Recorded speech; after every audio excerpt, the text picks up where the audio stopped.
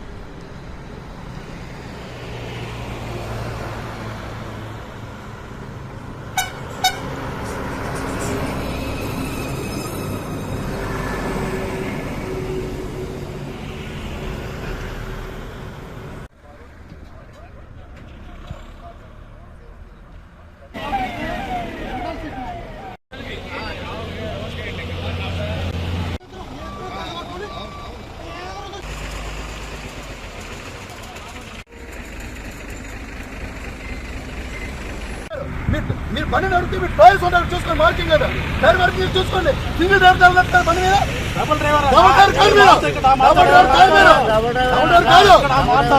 కాదు మీరు,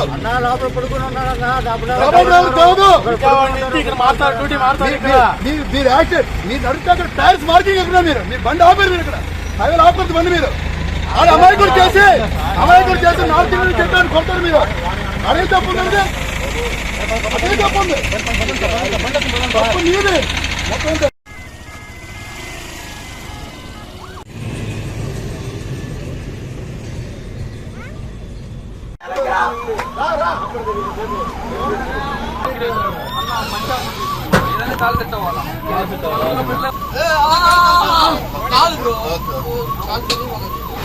వస్తారా